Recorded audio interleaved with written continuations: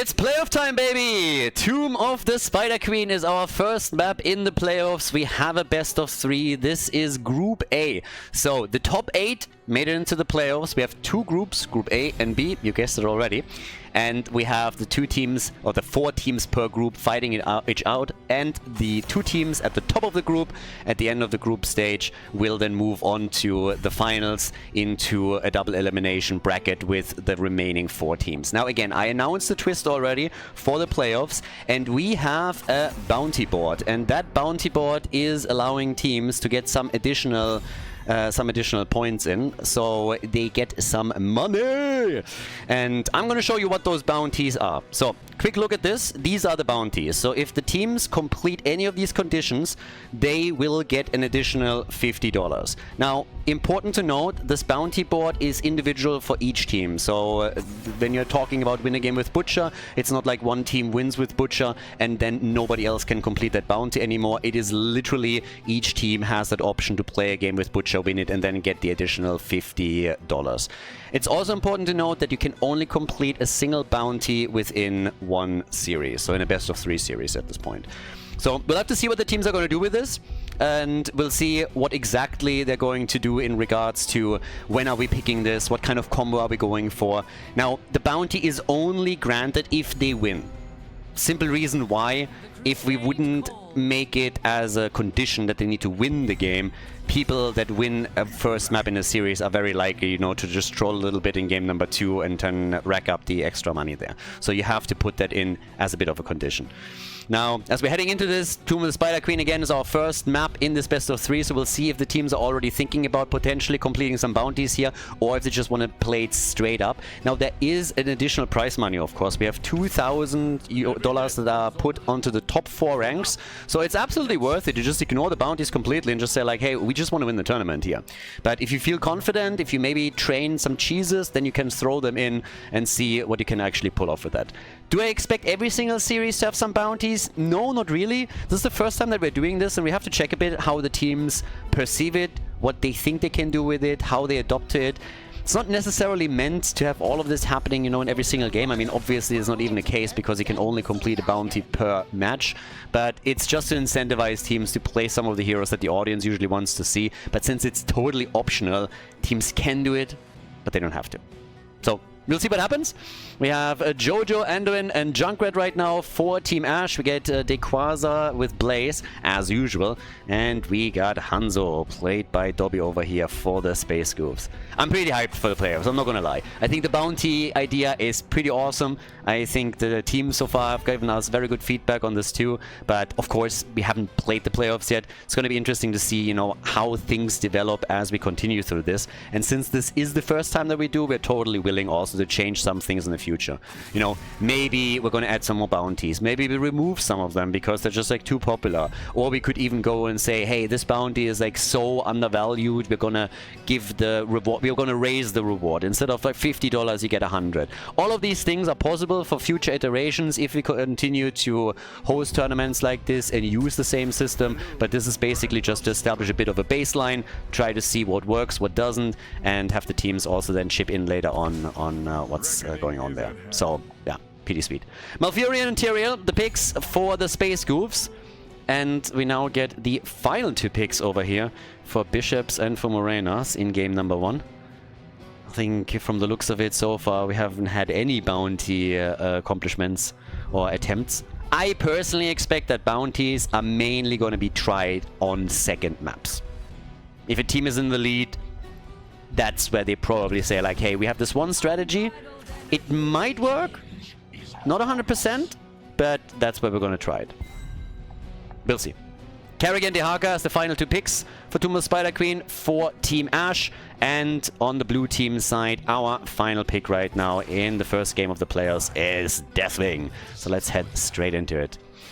Yeah, Space Goofs against Team Ash. Game number 1, Space Goofs on the left in the playoffs. We have Play on Tyrael, X-Ray on Malfurion, Yazu on Deathwing, Dobby is playing Hanzo, and Dequaza, ladies and gentlemen, is playing Blaze. Now over on the right side of the map, it is Team Ash we have in Group A, Maitri on Johanna, Bishops on Kerrigan, Lopaka on Junkrat, Renella on Anduin, and Morenas is playing Dehaka.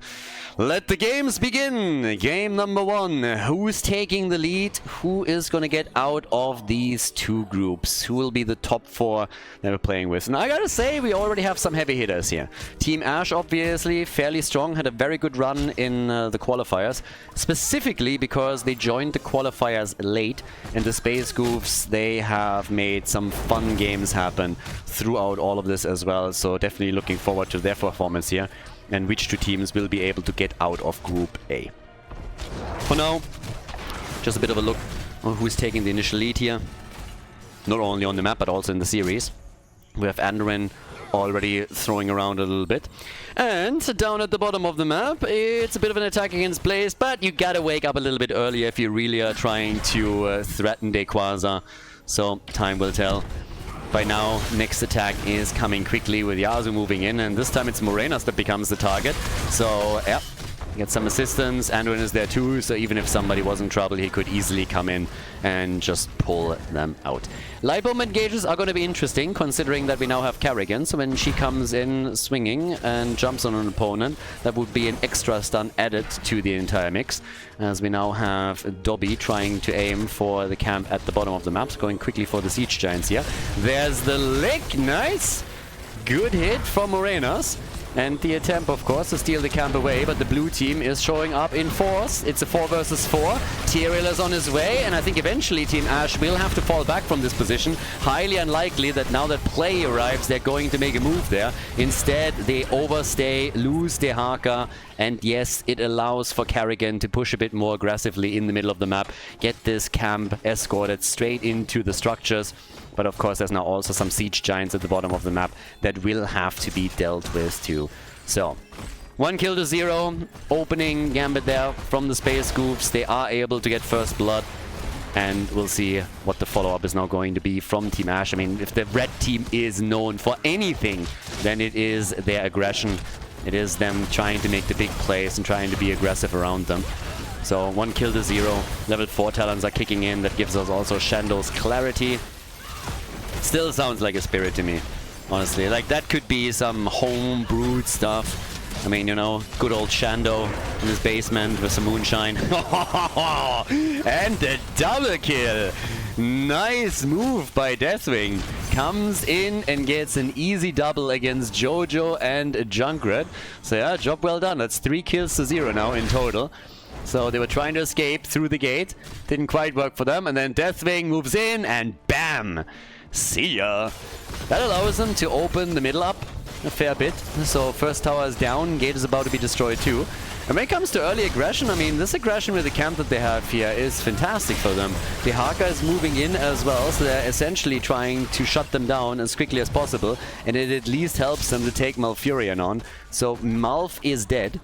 When it comes to gems, there were a few lost on each side, but we have mainly... well, we have an elite for the blue team. We have... Actually, now that we're looking at it again, Team Ash has been catching up very quickly. So, yeah, not as much of an advantage as I thought they would have. Most of the gems were recovered by Team Ash regardless. Still, that structural damage in the middle matters. Both teams have destroyed the walls, and that means once that we have Web Weavers, doesn't matter for which team, mid lane is an option to try and push and go take the first forward of the game out. So, yeah, there's that. Down to the bottom of the map, we now got Dequaza still locked into this 1v1 with Morenas. Deathwing is sitting all the way up at the top. And then in the meantime, we're having the quick lick, but there's no real follow-up. I mean, Opaka is there for some damage, but he obviously won't be able to take the target down or anything. So the turn-ins are happening. Maitri is attempting to deliver. 18 gems have already been safeguarded by Team Ash on the turn-in point for the objective. The attacks, they still come. Deathwing is now starting to fly in too, trying to break them once again. Nice flank and driving a wedge between them, with Jojo trying her best to get out of harm's way, but it's Renella that's really in trouble. Anduin is able to walk out though. So good attack from the blue team, from the Goofs, but they weren't able to get a kill here. they might be able to secure a few more gems. It's 40 to 22 that got turned in thus far. Both teams still with plenty to their name. And specifically to the top tournament spot, it seems like Morenas is going to finish it off now.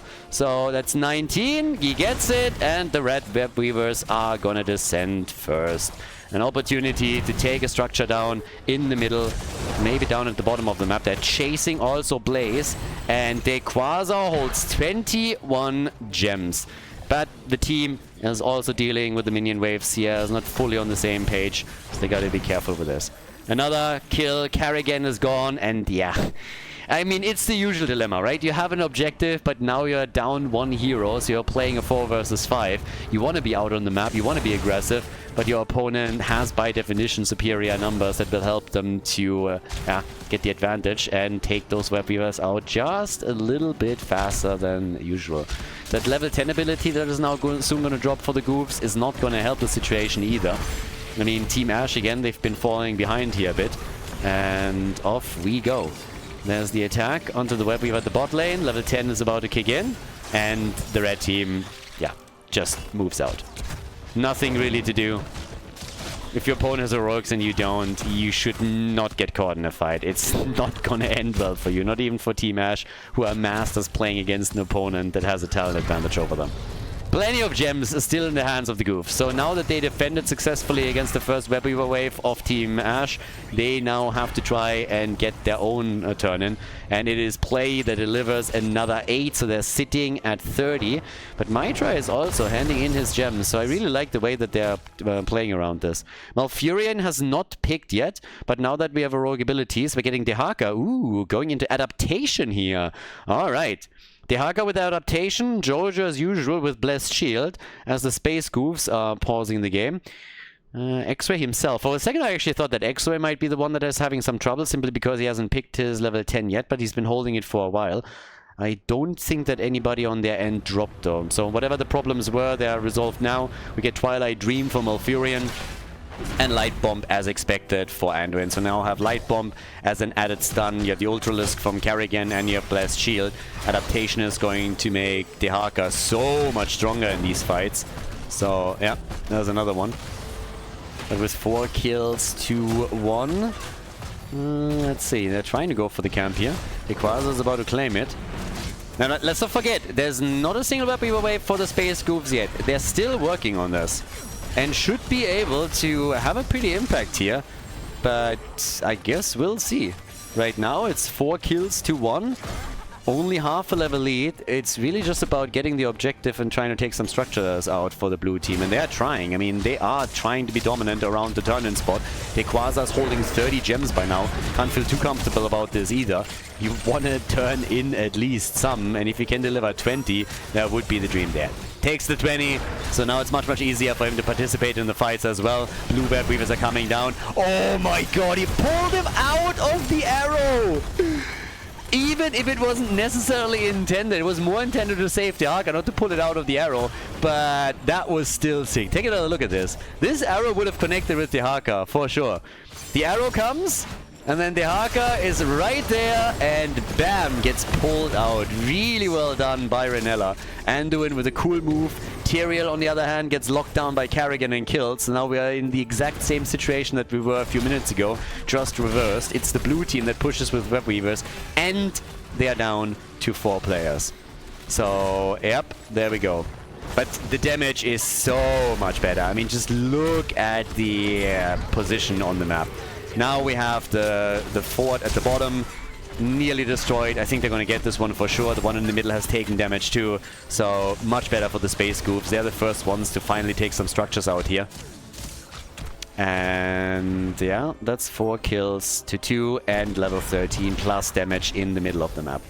So yes, nicely done. Now all the way up to the top, we got Bishop still moving around here. X-Ray, Quasar, Dobby are all sitting in the middle. Well, let's see what they can do. I mean, with the talent advantage, obviously it's again about turners. I mean, you're looking at Team Ash, they're already going for position, and I don't think there's too many interrupts happening. I mean, they're not even trying, to be quite frank. Instead, we have Tyrael getting targeted, maybe even dying now. Play, try to go for the Sanctification, got interrupted, he's gone, but so is Anduin. The Web Weavers are going to be descending anyways. Kerrigan had to pop her Chrysalis in order to save herself, but she's not out of the woods yet. Dequaza's there too. Yeah, Bless Shield got thrown out as well a bit earlier. Yasuo is low. They really try for Bishops, but they just can't get him. Hanzo came in with another volley, but it's not enough to get a kill, but he is getting damn close to at least dropping the Haka. So everybody is already fairly low on the side of the red team. But to be honest with you, that might not even matter because the Web Weavers are already doing their job. This is the second wave now for Team Ashe, so they definitely have an objective advantage, but it will result in more structures getting destroyed here. The one in the middle has already fallen. The focus, the attention starts to move towards top side. But the Haka is also busy. He's busy at the bottom of the map with another Web Weaver set, and nobody's dealing with him right now. So now that they defended, they drop Deathwing down to the bot lane.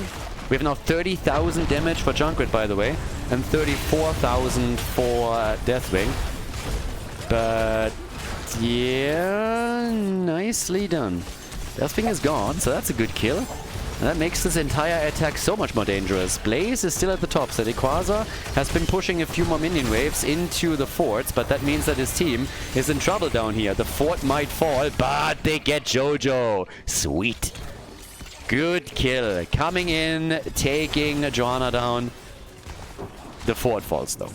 That's 2 destroyed on the red team side. The arrow missing again. Oh, Hanzo nearly getting killed. Instead, X-Ray is low. And yes, sorry, Malfurion, but you... Well, actually... Malfurion, hello. Team gets the shield and waddles away. The speed from Tyrael helping him to escape. Not bad. I was about to say that Malfurion is the sacrificial lamb in this encounter, but he made it out of the fight. Very surprising. Honestly, did not see that coming. That was a bit weird.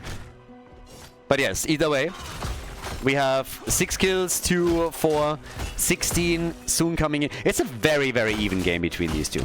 I mean, again, we're down to the top 8, right? There will be some one-sided games just by default. I mean, that's always the case when you're going into the group stage or into the next phase, into the playoffs. But yes, of course, right now, there's going to be a lot of close stuff. Even if results might not necessarily reflect this, depends a bit on how the teams perform. Just like how close they are to each other in game number 1 is already pretty sweet. Level 16 dropping into their hands with a very, very small window for the blue team. Nothing that they can really do here. Unless they're taking Blaze down. And I think Dequaza didn't really see that coming because Bunker was ready. Could have used it here. And there was a time when he wasn't stunned, but I think he thought he could get out without dropping Bunker. So, yeah, he's gone. And that, again, puts Team Ashe into an advantageous position on the map. They are working on turn-in number 3, by the way. So, when we're talking objective, they have already an advantage here. They have taken a lead. So, yeah, it's going to be pretty interesting. But, yeah. Let's see what we actually can do here from the red team's perspective, because they are now, of course, getting pushed farther and farther and farther. At the bot lane, it's Deathwing that's in a bit of trouble. At the top, they're still trying to take the fort out. With 5 men back on the map, they could now try and get their own turn in, but as I said before, Team Ashe is working on the 3rd. And if they can just keep objective after objective coming, then eventually the Space Goofs are going to be in real trouble, because they're going to be pinned down in their base. And it's going to get nasty. 6 have to be turned in. Morenas has nothing. He could rotate back down here. Maitri has most of the gems, so as long as they keep an eye on Johanna, they're going to be fine here. The question is more so, can the Space Goofs get their own gems secured? Because that's what needs to happen. Blaze with the bunker, Tyrael with Sanctification. The double layer of defense has already been used, and X-Ray is low. They're trying to go for him, can't catch him on the other hand. And the fight starts to turn against the blue team. This time the arrow of Hanzo connects. They're following up on Redella. Malfurion is dead. Oh, and so is... Oh boy. Yes, they kill Anduin, but they also lost Dequaza, and now they are starting to lose some of the gems. And since Deathwing is dead too, there's only 2 survivors. Hanzo gets absolutely murdered, and it's basically, I mean, not all, but most of the gems gone that the Space Goofs were holding. So, total disaster from there, and losing their ticket back into the game. And we now have a turn-in opportunity and a move for boss that is being used. If Tyrael sneaks in a turn, I mean, I think he was thinking about it, trying to trade the boss defense for Web Weaver defense, but instead we already have the red team committing to it. Get the Web Weavers. Boss is going to be taken, and the top lane specifically is going to struggle now. Yeah, this is going to hurt, and it's going to hurt a lot. 48,000 for Junkrat, 44,000 for Deathwing. Hanzo is basically on the exact same number here, but this is gonna be rough. That fort is gone within seconds. Catapults are pushing, you know, 15 minutes into the game, and boss plus Web Weaver topside is going to do work on the keep. They're definitely going to damage it. If they can take it down, that's the big question. If they're committing with everyone, then maybe, but the Harka is still at the bottom of the map trying to escort the Web Weavers in, so that they can also start an attack on the bottom keep, take two at the same time, and they have level 20 in addition to all of this. So yeah, it makes matters worse. Inner Fire is ready. It doesn't look good for the topside keep. The Harka is here. There's the Riptire. Sanctification gets used. Yeah, he still explodes it into the back, but little result. Anduin stuns galore, and even the arrow connecting. But that is the end of the topside keep, and the boss is gonna march for core and also gonna start to do some damage there. But the red team is falling back, and the Web Weaver at the bottom gets defeated, but has done significant damage to the wall here too. And they're pushing in the middle, of course, as well. Take the tower down, open it up, do as much as you can here. 19, yeah. Core is losing some hit points because of the catapult, down to 95%. Yeah, so the first scratches on the paint. Now, again, quick move by Kerrigan. Crystal is already used. Play is the aggressor. 31 gems in his hands. He's the one that could turn in for the team. Can they get the kills? Yes, they can. Anduin, he is gone. And they are so close to getting level 20. Level 20 any moment for the Space Goofs. And then they might... They need momentum now, obviously. So yes, getting that second kill against Johanna is big. Now get the turn in and try and take some structures out. That's exactly what they gotta do. They came in with level 20. Now Malfurion, of course, much stronger with his ult as well. But you have to really keep it pushing. You have to keep pushing. You have to keep it coming. Get those camps. Get those structures. Get that turn in. And Tyrael losing like this doesn't really help. That arrow, on the other hand, I mean, damn. Kind of wrong direction. Keep in mind, Hanzo plays for the blue team. So yeah, that arrow didn't really do a lot for him. Bullseye. Shot at his own base. That's a frustration shot. 9 kills, 211. Do they turn in? Also, could they take the level 20s, please? Some of them definitely should. Looking at you, Tyrael. Being dead is no excuse to not pick your Storm talent. They still haven't turned in. Holy Arena. But yes, they still have not turned in, which is also kind of wild. So it's interesting when you're thinking about it, because they had a chance to get that turn in, but because Tyrael was dead, they said, okay, let's just wait. They risk it because they know the opponent doesn't have gems, so they can't turn in just yet. And they take their own camp. That's a really good move. Not losing that, even though Tyrael was not there, is huge. Now these catapults are starting to become a bit of a pain in the butt, because they are getting stronger and stronger. We're 18 minutes in right now. Catapults on the core, they definitely hurt. Turning could happen. Yasuo's trying to deliver 22 gems and is going to secure them, and that puts them to the next Web Weaver wave. Blue team with another opportunity to slowly bring this back here. They've lost one keep. The opponent still has all keeps standing, and Team Ash even has a fort at the top. Now, spoiler alert, the fort is going to fall. Is it going to be stopped here? By the catapults? Second one coming in, probably going to encounter a third because he goes to the fort.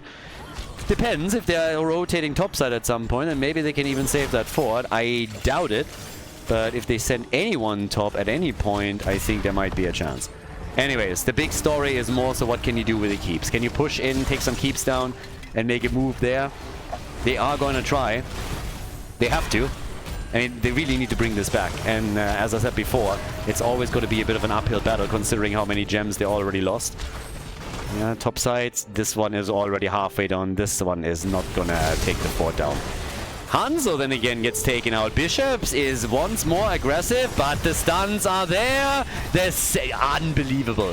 Anduin with a save. Great move straight into Chrysalis. That saves Bishops. Deathwing died too. Space Goofs are now in serious trouble. First of all, they're getting chased. They will lose X-Ray. He just gets popped by Junkrat and dies. Down here, the keep is likely going to fall. They're not even trying to save it. But they will, of course, go for core here. With only 2 survivors, there is no doubt what the next move is for Team Ash. And all that Play and Rayquaza are attempting to pull off here is delay them, delay them, delay them. Get Hanzo back in the mix. And I honestly don't know if they can go for core. It seems like they're shifting their attention towards the mid-side keep. And they go for that instead. But they lost the keep at the bottom of the map. And their core might even lose hit points with those catapults moving in. So they get a keep. That's the second one that gets removed. But a play for core is, I think, out of the question right now. So it's a bit of a weird situation. Despite the fact that they got 3 kills, they decided that they just can't make it happen. Now they got the combo. Arrow out. Good bunker. Still the save. They're hoping for a kill. Sanctification's on the ground as well. And they are retreating. Team Ash, normally the first team that I would expect to go for a risky move, they didn't. It was also a bit of a weird spot they were in because they found themselves in the bot lane.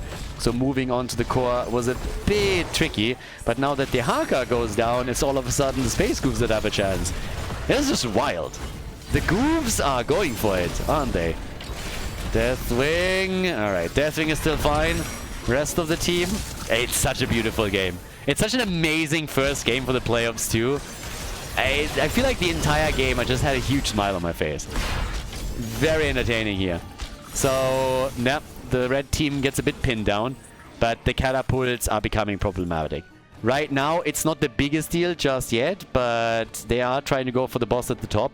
There's a third catapult coming in. Thankfully for them, the minions are taking 1 out. But this is very late in the game. 21-minute catapults are problematic. So, yeah, they want to get the boss. Catapults are now on the core, and I think they're going to do at least a little bit of damage. Not going to do a ton, but they're forced into a fight here now. The red team is actually trying to say, like, hey guys, we're going to waste some of your time, and I think the core is at least going to lose a few points. They're going for X-Ray. They want him, and they get him. The boss is taken. Malfurion is dead. The core is still, yeah, still with the shield. Core hasn't lost its shield yet. Catapults maybe in the middle now as well. They still have a minion wave there. Oh, careful! Beautiful close from Rayquaza, popping the bunker, but they still fall apart. Even after killing Johanna, they're getting murdered. Now Kerrigan is down. What a slaughter.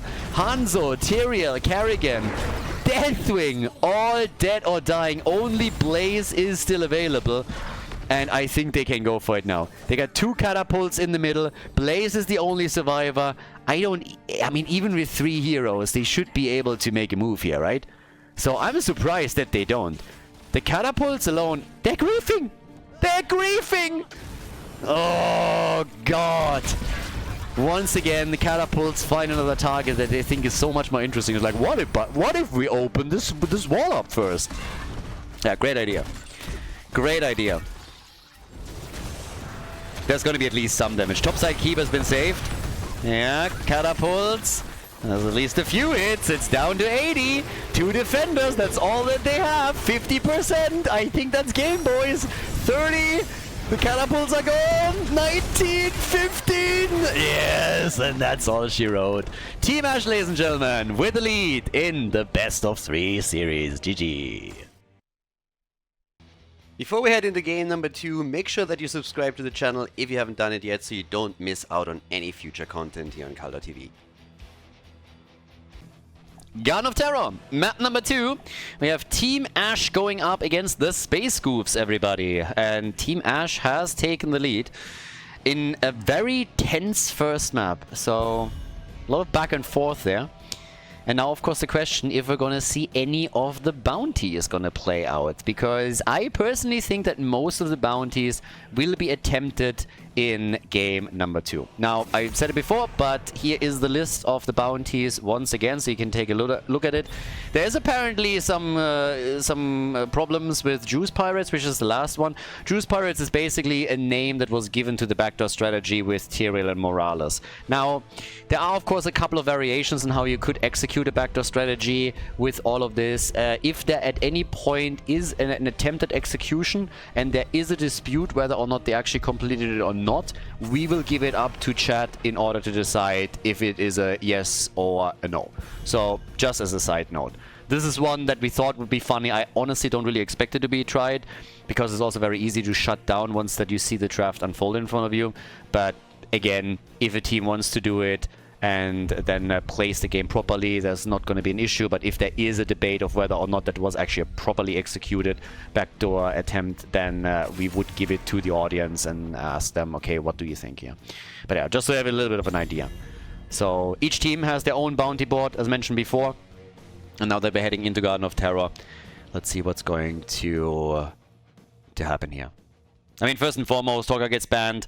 We still maintain the same rule that we had in the playoffs. You cannot play hero more than once within the same series. So, has that. Also, just in case that the question comes up, we don't have best of fives in the group stage for a very simple reason. If we do best of fives here, we have to lengthen the playoffs, the group stage, by a lot more. Right now, we're able to do one group per day. That's just doable. If we make all of this best of fives, then we have to essentially split a group into 2 days. That means we are adding a second weekend. Might be something that we're doing if we run another season of the Banshee Cup, so if that's a thing, we might adjust. But for this, we already told players basically like how many weekends they would be occupied with all of that, so we are playing this out with best of 3. And since we're also coming in with bounties, you know, there's a lot of moving parts, so we just are using this to establish a little bit of a baseline as well. But then again, Rhaegar is picked as our first pick. It's kind of funny because it's also, to an extent, a pick away from Renella, who absolutely loves to play Rhaegar. So X-Ray takes it early. That explains why it's the first pick. I mean, it's a good hero for the map, but it's also something you're taking away from Renella, forcing him into a different play. With Genji now claimed, normally the first thing you think about is, oh god, what if they pick Anduin 2 and go for a light bomb engage? Not an issue here, simply because, yep, Anduin was already played in game number 1, so he's not available any longer, and they can't go for a light bomb play. We get Diablo at the front. I was personally still expecting some more... Yeah, that's great, man. Some more picks that are very heavily focused on trying to take camps quickly. Yeah, Urella's in, Greymane is in. And let's see what else they are now banning out. What are they getting rid of? So, no bounty attempt so far either, by the way. So there's no chance to go for any of the team bounties right now. It's going to be funny, by the way, every single time that we're seeing a pick into, let's say, Varian, because we have a bounty for Meme Blade Varian. And we're going to have to wait every single time to see if they're actually picking it on level 4. And a lot of the teams have actually, like, asked us very specific questions about how the bounties work, so I can tell you that there will be at least some that are looking to complete a few of them and get additional prize money. So yeah. But as I said, it's not something that we're forcing on the players. They don't have to try for a bounty during a match. I mean, I guess we could make that a requirement, but it would be a little bit weird and a little bit awkward. You would always know that the winning team of the first map has to try bounty on map number 2. Yeah, a little bit odd. I think like this is pretty cool. You have a normal tournament, but you have some incentives for the teams to show some stuff. So we got Tyrande, we got ETC. So slide into stun, wall bash into stun. The Tyrande follow-up from Renella is quite interesting here. Yeah, another play A and Yasuo now taking.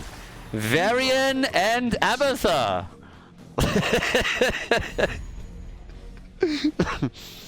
Meme Blades with Abathur support? I mean, there's your chance. I just don't really think that the Space Goofs, when they're down a map, would try to go for a bounty. So, I think we're gonna get taunt here. Greymane has a follow-up on that as well, but hey, it could be happening, you know? Anyways, our final pick, my try, coming in of Garden of Terror with Jaina. Let's go, everybody. Game number 2 in the best of 3 series here at the Banshee Cup Playoffs. Game number 1, Space Goofs on the left with X-Ray on Rhaegar, Dobby on Greymane, Dequaz on Yrel, Plaguey on Varian, and Yasuo on Abathur. Team Ashe on the right side of the map with Renella on Tyrande. We got Morenos on ETC, Bishops on Genji, Maitri on Jaina, and Lopaka on Diablo. Let's go. So, Diablo is not the only thing that's smelling today, by the way. So, I literally just came back for this tournament from a race that I had today. So, there was a Marcha Gran Fondo near Valencia with 125 kilometers of distance and 2,000 meters of climbing. And it was pretty wild because I actually got top 10. I think I took 7th place, and then I got disqualified with the rest of the top 10 because we were too fast. Oh, it's too damn good. It was a great ride, and I'm super happy about it, but it was a wild situation. So basically, what happened here is it was so nuts as well, because we had two guys that were incredible. One guy went solo after the first climb and then finished the race first, and the second guy escaped later, also alone, and came in second, and they were disqualified too, like all of us, because we were too fast. I mean, anybody can get top 10 at some point, right? But who can actually get disqualified because they're too fast for a race? Okay, so here's what happened. Some of the marchers, not all of them, some of them played properly, but some of the marchers, what they do is they only get their police corridor for a certain amount of time. So what they're doing is you have to be inside the police corridor where the police is locking down certain intersections and stuff. And if some people are getting too far ahead, what they're doing is they're stopping the race, and then they are letting people, you know, just like catch up, and then the whole thing continues. It's mega annoying when that happens, and most of the time we don't sign up for marchers like this because, again, they're not as much fun. If you're racing, you want to be racing. There's some people, of course, that will always try to complete these simply, but what most bigger events do is they just have the corridor at the front, and who drops out in the back, that they are advised, hey, you're going to be riding in traffic if you're not fast enough to keep up. But what they did here is they didn't tell anybody, first of all, that they have that. Last year they didn't. And, ooh, carefully DC here. That's the second kill. So they didn't tell anybody about that. And then they didn't tell us. So we dropped the entire field on the first climb. Like, we dropped everybody. We were a group of roughly 12 people. 2 got dropped later on, or 3, but we dropped the rest of the field. There were like 400 people signed up, a little bit more than that. So we established a gap of several minutes already until we hit the second climb. And then apparently, somebody was supposed to tell us that we need to wait somewhere, and nobody did. So usually what happens, I've been in a couple of these races. Usually what happens is that they have either a police car come to you and tell you, or there's like motorbikes, you know, they have photographers, they're taking pictures. There's motorbikes. Sometimes they've in the past even handed you bottles with water. So normally a motorbike comes to you, or they have just a car from the organization that then goes to the front and slows you down a little bit. None of that happened. Nobody told us anything. And then we're riding into the finish line, and they're basically saying like, yeah, you're too fast, you left the corner, you're disqualified. And it's just glorious. I have the ride on Strava, and the amount of... And I uploaded it right after I went to the finish line, right? So way before other people came in. And I basically said, like, I'm top 10. But they are discussing things about disqualifying us. I'm not quite sure what's going on there.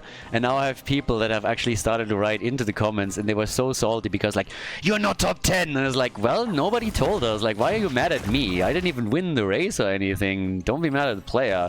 And also, you got dropped on the first climb, so you're shit. Like, it's not like you would have caught us. But yeah, glorious. Absolutely glorious. Anyways, in the game, we have like 2 kills. Ooh, 2 for 2 kills. Yeah, so Tyranda's now down 2. But we got Taunt. You already saw it, obviously. Taunt is in, which means that, unfortunately, we're not gonna get a bounty in this game. So, not a thing here. It wasn't going to happen. The team that is down 1 map in the series is definitely not, you know, they're not gonna go for a bounty. I don't see that happening. Morenas gets dropped. That's the 3rd kill for the Space Goofs.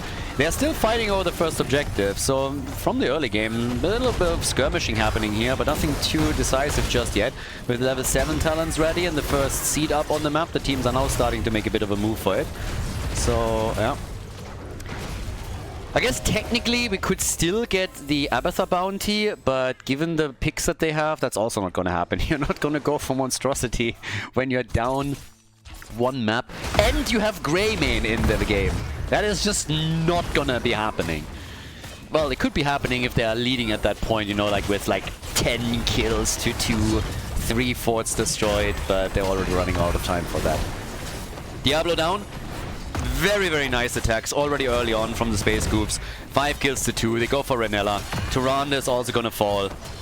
Bishop's jumped in and gets at least a counter kill, so he can take Rhaegar down. Good for him.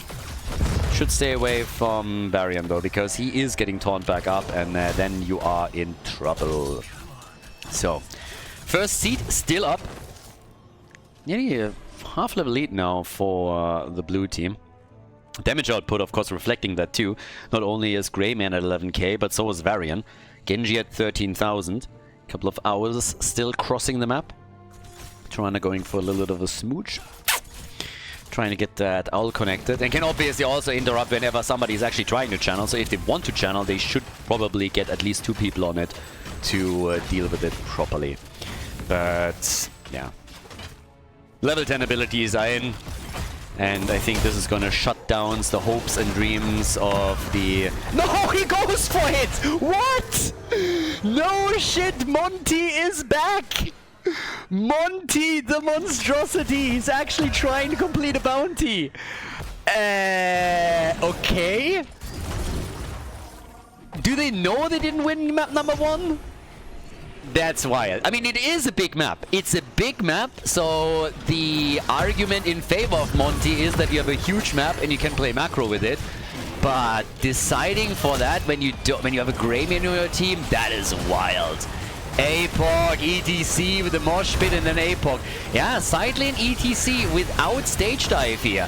They go for Rhaegar and they take him down. Really interesting combo from Team Ash now. And Greymane is dead as well.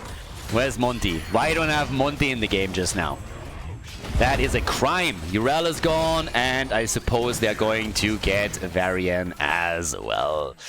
Now keep in mind, they have to actually win with this. They need to win with the monstrosity. If they can do that or not, that's a whole different story. But at least they're trying. They're trying to pull it off. Gotta give them some credit for that. Up at the top, the party continues, and in this case, Bishops is starting to push this out. I mean, he has to use it too. You can't just pick monstrosity, then win the game, and never use it. So it has to be dropped at some point. Yeah, apparently he dropped it already. I must have missed it. My bad. Yeah, he used monstrosity already. Apparently it already got destroyed. So either I'm blind or it got destroyed within seconds. So apologies. I didn't realize that he has already used it, but maybe he just YOLO'd it into tower range or into minion wave when it had no stacks whatsoever. So, gonna keep an eye on that. But Abatha, careful here. So, 6 kills to 7, and we have now 12 to 12 on the board. Monty is back in a few more seconds. I mean, again, you want to build Monty up, right? So monstrosity, you need to properly build it up and then control it. But this is going to be pretty epic if he gets that late game monstrosity going at some point. Like fully stacked, saves it, moves it across the map, uses the globals there. So yeah, gonna keep an eye on Abatha with this. But right now we have level 13 kicking in. The first seed went over to the... Oh, and here we are! Hail to the king, baby. Oh yeah, Monty is back, baby. And ETC does not have stage dive, but he has a mosh pit, and they're following up with an apocalypse on the mosh pit time and time again, and this is the second time that they got Rhaegar with that move. So Rhaegar is down, and yep, the quest for Jaina is also completed.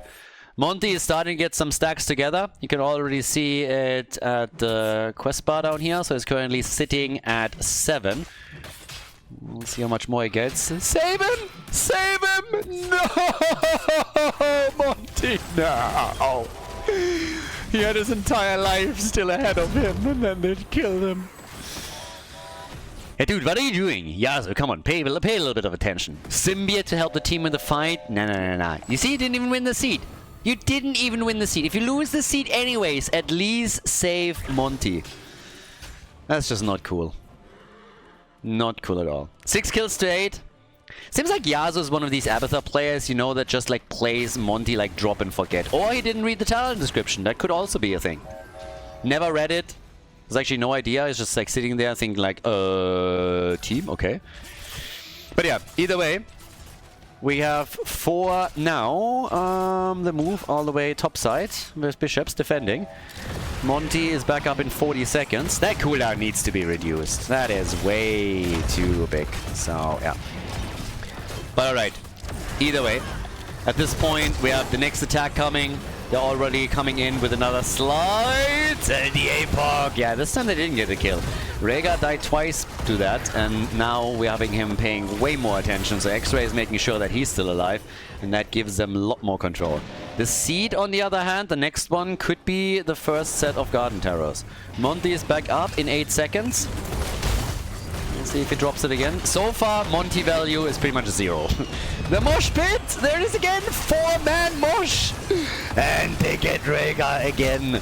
Every single time ETC drops that Mosh, Rhaegar dies. That's what happens. Now they lose Greymane. Abathar could drop Monty at the top lane, honestly. Ooh, the Quasar! Yeah, he's dead. He's not making it. Nope.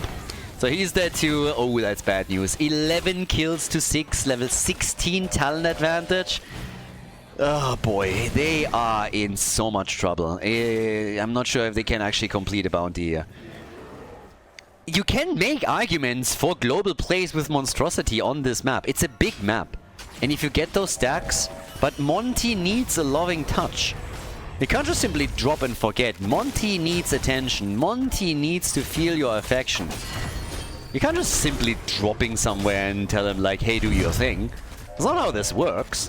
And Yasuo, I mean, gotta say, a little bit disillusioned. Up at the top, yeah, Monty is in.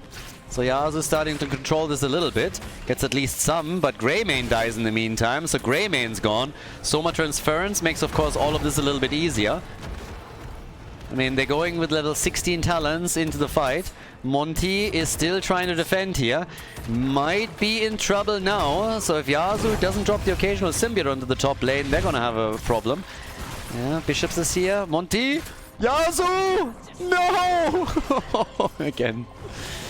Yeah, hits the Monty graveyard.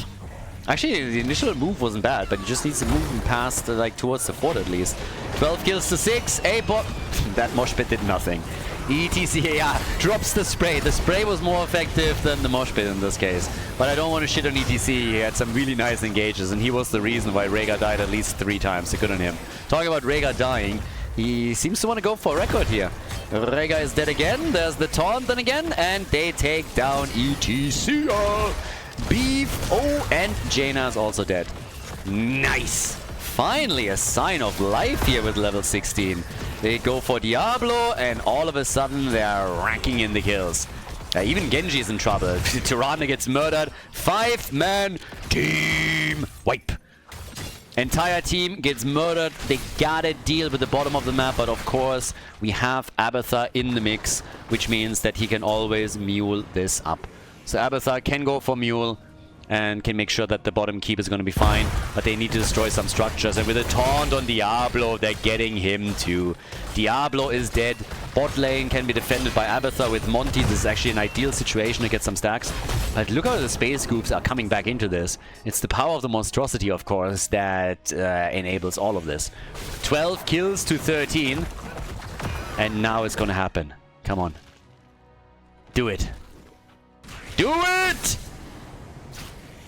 Yasuo, we need to talk. We really need to talk. Cooldown has been up for at least 5 seconds, and I don't see a Monstrosity here. What? There we go. Round of applause. It took him a while. He's French. We're gonna give him the extra minute, so it's fine. If I learned anything in my time in StarCraft 2 casting French tournaments, it was that a French minute can be anything from 1 minute to 8 minutes. That's the general rule of thumb. It's somewhere in between. And it's like, it's not static, like it changes. It's fluid. it's a very fluid concept. So the Monstrosity is in the house and is starting to get stronger and stronger and stronger, and is looking to grow up and murder people. We have a leading experience now for the Space Goofs. So there's that. Now, push through the middle with Siege Giants. They were able to get a lot of camps once that they destroyed Team Ash completely. So, yeah. And no, you move it behind. No, behind. Here. No, no, no, no, no. Yasuo. Yasuo. Somebody talk to Yasuo. Yasuo. Nope. Yasuo. Why?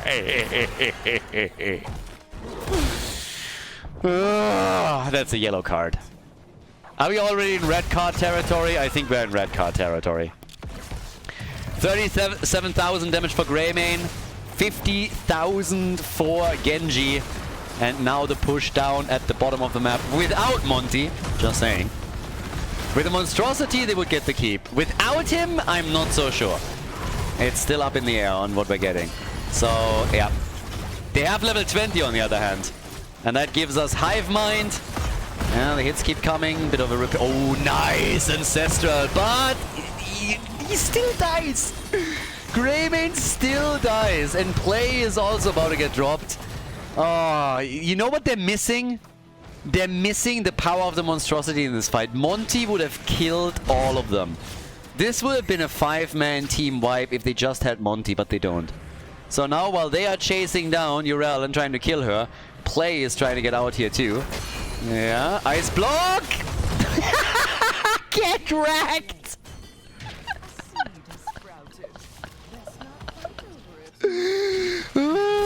Too damn good. Look at this.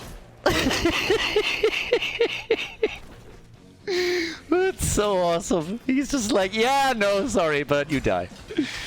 Oh, beautiful, beautiful. It would be a shame. It would be a crying shame if somebody clipped that and would show it again for the second time. Oh no! Oh, sorry, like I hit the wrong button. It's totally not intentional. My try, my bad. Yeah, it's still the same. Still the same. 16 kills to 3. So Team Ash is now starting to be on a bit of a killing spree here. And trying to make a move. I mean, Monty cooldown is back. Right there. Now ETC is coming in. But you can set Monty up in the middle now. Push the mid lane out, but for the love of God, please save the monstrosities this time. Like, what's the problem with just like tunneling it to safety and buying yourself some time? That costs you like nothing. Costs you 1 cooldown. But yeah, so 13 to 16. Again, this series is kind of great. I won a 3rd map, but no matter what we're getting, the matches, the maps alone, they have been amazing. They have been super fun. Really entertaining here. So already, Dequaza, Play, X-Ray, Dobby, they're all making their moves down here. And I still think that Yasuo might not know that he can tunnel his monstrosity.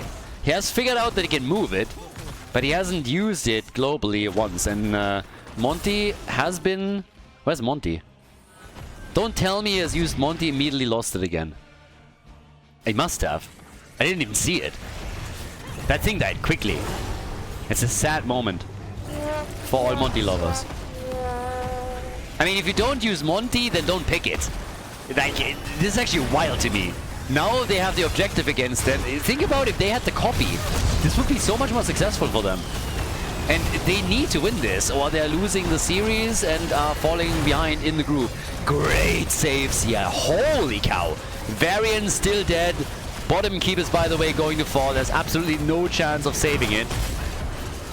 There's Jaina. She's gone too. So yeah, it's a bloodbath. It's an absolute bloodbath. Urel gets a kill. Rhaegar is dead. 2 kills to 2. The only big thing that distinguishes the teams right now is that one of them has a big, badass Garden Terror on the map. And that allows them to even go for maybe some core damage here. I'm not sure. But again, core damage doesn't really matter. You still... I don't even know why Diablo is making a play for this. You do know they got Mule, right? Any kind of damage that you do here doesn't matter because he's just going to Mule it up. Fall at the top is about to get destroyed though. And there we have now 75,000 damage. Abathar is currently sitting at 43,000. Everybody's still defending and trying to do their thing. Monty is back. Could be used at the bot lane. That's just a minion wave that spawns, so spawn behind it. Yeah, okay, Lopaka. That's a kill. Sweet. The Abathar symbiote with some work here. I like it. Next move though. Dodged. Job well done. Okay, so Might get a kill on Genji, depends on the cooldown. Is he gonna get back in time? And the answer is nope. Nope. So yeah, there it is. He hits the cooldown and he hits it hard. Monty has been used and is now down at the bottom of the map and dealing with this. So let's keep an eye on Monty, at least to an extent, and see if he pays some attention to it. At least move it back. Just tunnel it back every now and then. That's all you gotta do.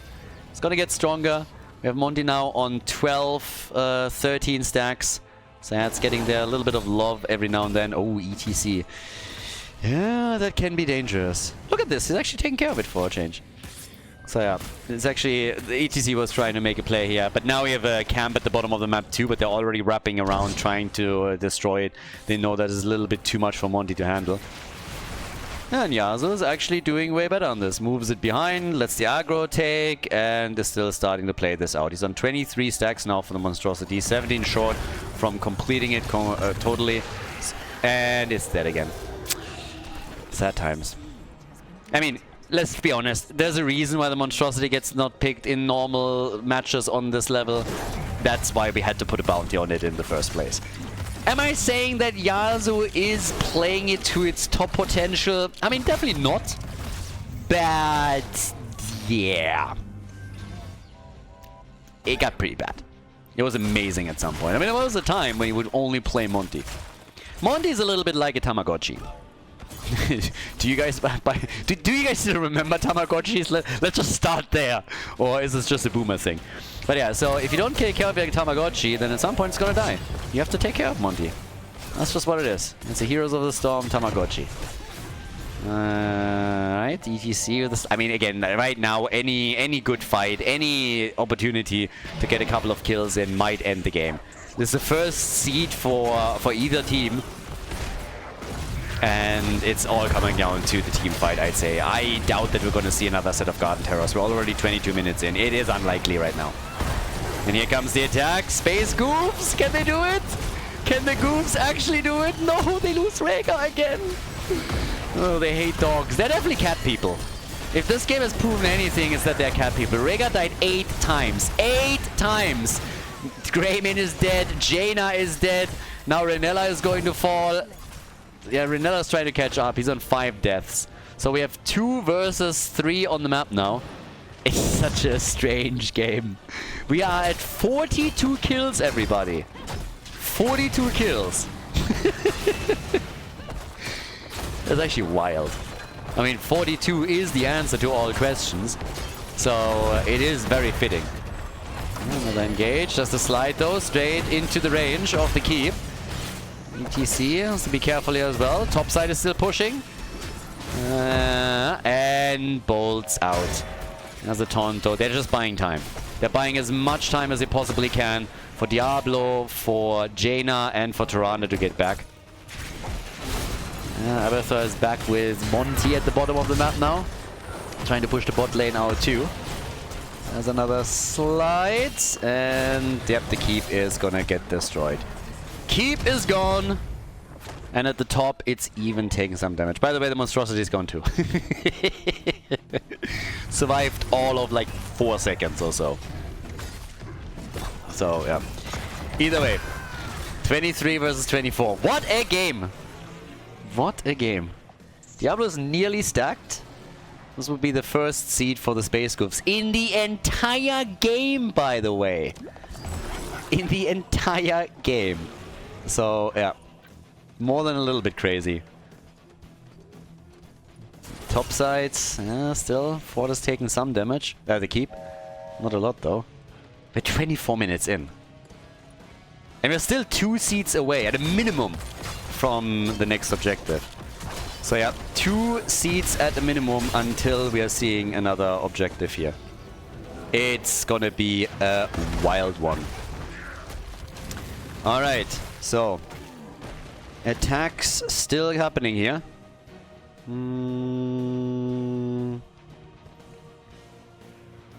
Let's see. All the way at the top. Yeah, Morena's coming in. There's a slide. They try for Yrel. Diablo engaging from a really good angle. Coming in with the Apocalypse! And that's the end of Yrel. Never a chance to use the ult. Rhaegar is dead. This might be game. This might be game. there's only one chance to save it now, and it has to be Abathar with Monty. If the monstrosity, unleash the power of the monstrosity and take that core down. They destroy the keep in the middle. They were just so close. And now they're losing everyone with the exception of Greymane and Abathar. The attack is coming and it's just not looking good. The mule already preemptively dropped, gets destroyed right away. That's game. That's the series. No bounty completed in the first series of the playoffs as Team Ash wins their first match in Group A.